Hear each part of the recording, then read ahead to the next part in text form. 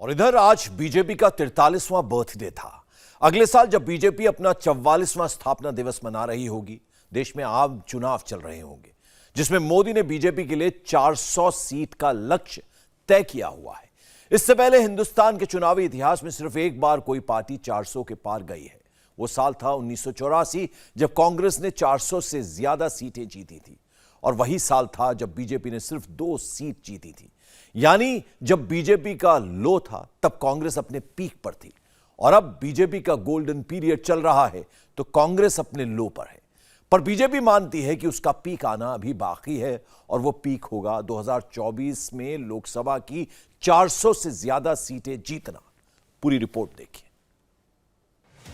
भारत के पश्चिमी घाट को मंडित करने वाले महासागर के किनारे खड़े होकर मैं ये भविष्यवाणी करने का साहस करता हूं, अंधेरा छटेगा, सूरज निकलेगा, कमल खिलेगा।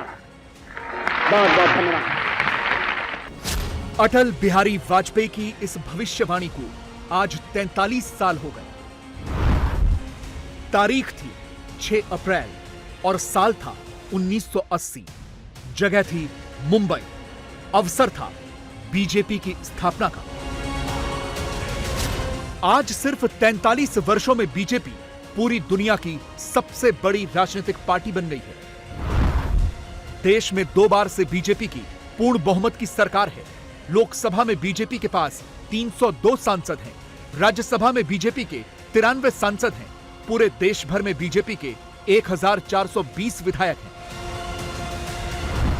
और देश के 16 राज्यों में बीजेपी और सहयोगियों की सरकार है। देश के 16 राज्य बीजेपी के भगवा रंग में रंगे हुए दिखते हैं। लेकिन सिर्फ 39 साल पहले तक पूरे देश से बीजेपी का सूपड़ा साफ था। 1984 में जब चुनाव हुए तो बीजेपी को सिर्फ 2 सीटें मिली थी, एक गुजरात की मेहसाणा और दूसरी आंध्र प्रदेश की हनामकोंडा। तो सिर्फ 2 सीट से 303 सीटों तक कैसे पहुंची बीजेपी? 2 सीट से 400 सीट तक पहुंचने का सपना कैसे देख रही है बीजेपी? यह सब समझने के लिए आपको बीजेपी के इतिहास में चलना होगा, जिसकी शुरुआत होती है जनसंघ से। तारीख थी 21 अक्टूबर 1951। नेहरू की सरकार से इस्तीफा देने के बाद श्यामा प्रसाद मुखर्जी ने भारतीय जनसंघ की स्थापना की। 1952 में पहला आम चुनाव हुआ तो जनसंघ को सिर्फ 3 सीटें मिली। जब जनसंघ का जन्म हुआ था तो हमारे पास न ज्यादा सियासी अनुभव था, न साधन थे, न संसाधन थे, लेकिन हमारे पास मातृभूमि के प्रति भक्ति, हमारे पास लोकतंत्र की शक्ति थी। जो देश लोकतंत्र की जननी हो, मदर ऑफ डेमोक्रेसी हो, उसकी जनता के नीर क्षीर विवेक पर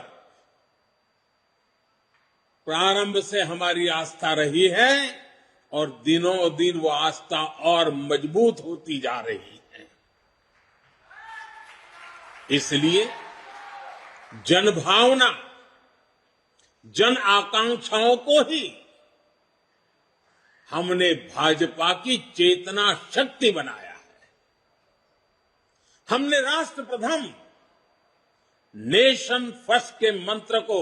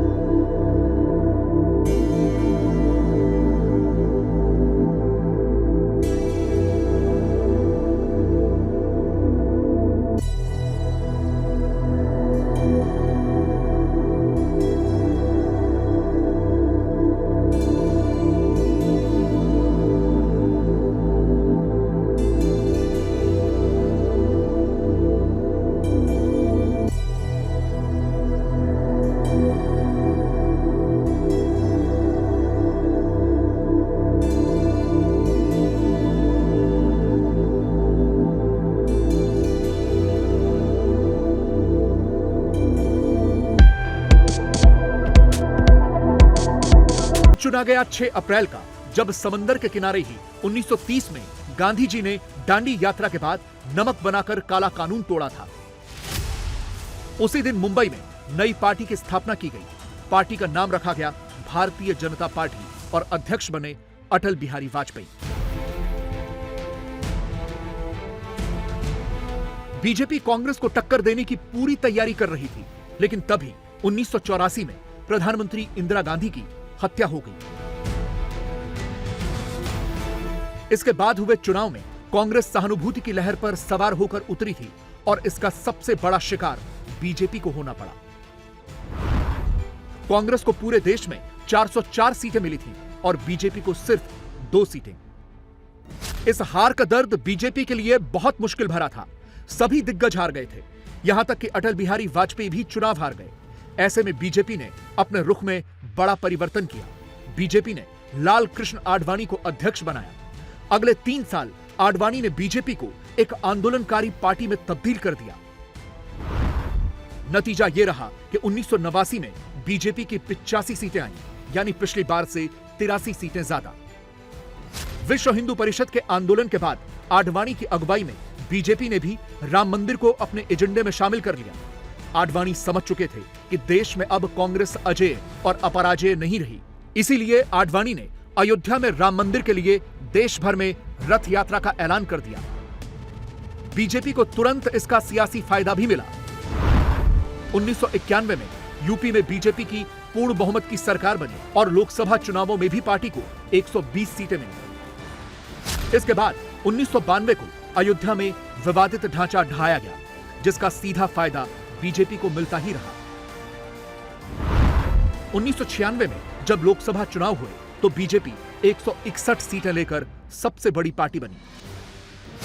मैं अटल बिहारी वाजपेयी ईश्वर की शपथ लेता हूं। अटल बिहारी वाजपेयी पहली बार देश के प्रधानमंत्री बने, लेकिन बहुमत नहीं जुटा पाए और सिर्फ 13 दिनों के बाद इस्तीफा देना पड़ा।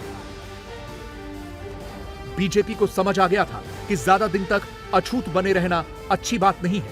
संयुक्त मोर्चा की 2 सरकारों के बाद मध्यावधि चुनाव के लिए एनडीए बनाया गया। शिवसेना, समता पार्टी, बीजू जनता दल, अकाली दल और एआईएडीएमके से समझौता हुआ। 1998 में चुनाव हुए तो बीजेपी को 182 सीटें मिली। वाजपेयी दूसरी बार देश के प्रधानमंत्री बने, लेकिन 13 महीने बाद जयललिता ने समर्थन वापस ले लिया और 1 वोट से अटल बिहारी वाजपेयी की सरकार फिर गिर गई। लेकिन वाजपेयी गठबंधन की राजनीति को समझ चुके थे और जनता का विश्वास भी बीजेपी पर ही था। इसीलिए जब 1999 में फिर से चुनाव हुए तो बीजेपी और गठबंधन को फिर बहुमत मिला। बीजेपी को फिर से 182 सीटें और एनडीए को 303 सीटें मिली। वाजपेयी एक बार फिर से देश के प्रधानमंत्री बने और अगले 5 वर्षों तक बने रहे। लेकिन इसके बाद पहले 2004 और फिर 2009 में बीजेपी की हार हुई और कांग्रेस की अगुवाई में यूपीए की सरकार बनी। 2004 में बीजेपी को 138 सीटें ही मिल पाई और 2009 में बीजेपी 116 सीटों पर आ गई। संघ और बीजेपी को यह संदेश मिल चुका था कि अटल आडवाणी का दौर चला गया है। इसीलिए बीजेपी को एक बड़े ऑपरेशन की जरूरत थी। एक नया चेहरा चाहिए था, एक ऐसा चेहरा जो कांग्रेस को चुनौती दे सके, एक ऐसा चेहरा जो पार्टी को एकजुट कर सके, एक ऐसा चेहरा जो लोगों का विश्वास जीत सके। और फिर सामने आए नरेंद्र मोदी। सामने नरेंद्र मोदी का चेहरा था। कांग्रेस के खिलाफ एंटी इनकम्बेंसी थी, भ्रष्टाचार के आरोप थे, मोदी का सेट नैरेटिव था। मोदी ने जनता की नब्ज पकड़ ली थी। भारत माता की वंदे। 282 सीटों के साथ मोदी ने इतिहास रच दिया। 2009 की तुलना में बीजेपी ने 166 सीटें ज्यादा हासिल की थीं। 30 वर्षों में पहली बार किसी पार्टी की पूर्ण बहुमत की सरकार बनी। 2014 में जो हुआ वो केवल सत्ता परिवर्तन नहीं था। 2014 में भारत के लोगों ने भारत के पुनर्जागरण की नई यात्रा का शंखनाद कर दिया है। 800 साल से ज्यादा की गुलामी से बाहर निकलकर एक राष्ट्र अब अपना खोया हुआ गौरव पाने के लिए फिर से उठ खड़ा हुआ है। और इस प्रक्रिया में दशकों से चली आ रही बुराइयां, चुनौतियां धीरे धीरे कमजोर पड़ती जा रही है। अब देश पंच प्राणों की शक्ति से आगे बढ़ रहा है। 2014 में जब मोदी सत्ता में आए थे तो बीजेपी और सहयोगियों की देश के सिर्फ 7 राज्यों में सरकारें थीं। मध्य प्रदेश, छत्तीसगढ़, गुजरात, राजस्थान और गोवा में बीजेपी की अपनी सरकार थी, जबकि पंजाब और बिहार में बीजेपी के सहयोगियों की सरकार थी। बीजेपी ने धीरे धीरे देश के कई राज्यों पर कब्जा किया। त्रिपुरा, हरियाणा, असम और नॉर्थ ईस्ट के राज्यों में बीजेपी ने पहली बार सरकार बनाई और आज बीजेपी और उसके सहयोगियों की 16 राज्यों में सरकारें हैं। अरुणाचल, असम, गोवा, गुजरात, हरियाणा, कर्नाटक, मध्य प्रदेश, मणिपुर, त्रिपुरा, उत्तर प्रदेश और उत्तराखंड में बीजेपी के अपने सीएम हैं, जबकि महाराष्ट्र, मेघालय, नागालैंड, सिक्किम और पुडुचेरी में बीजेपी गठबंधन में है।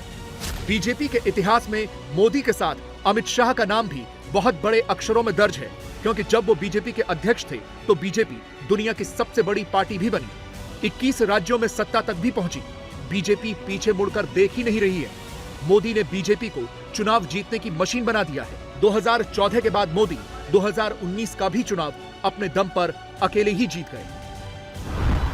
2019 में बीजेपी को 303 सीटें मिली। इतिहास में पहली बार बीजेपी को इतना बड़ा बहुमत मिला। मोदी ने कार्यकर्ताओं के साथ साथ देश को भी बताया है कि उनकी सफलता का राज क्या है, आखिर क्यों लोग बीजेपी पर भरोसा करते हैं। भाजपा ने लोकतंत्र की कोख से जन्म लिया।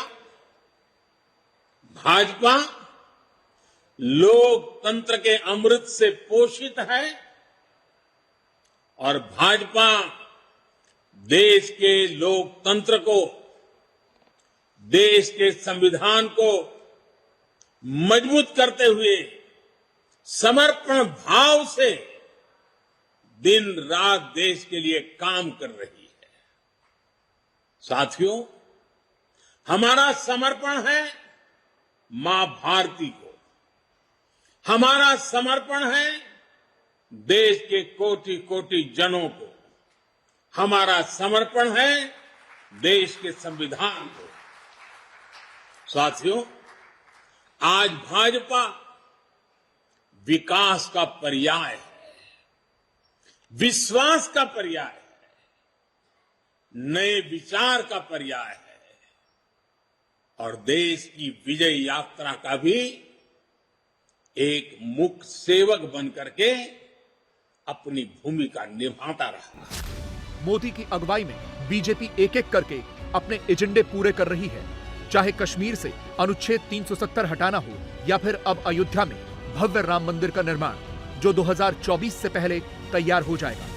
बीजेपी को विश्वास है कि 2024 में वो 400 के पार पहुंच जाएगी। इंडिया टीवी हर वक्त हर जगह डाउनलोड करने के लिए सर्च करें India TV news Google play store या ऐप स्टोर पर।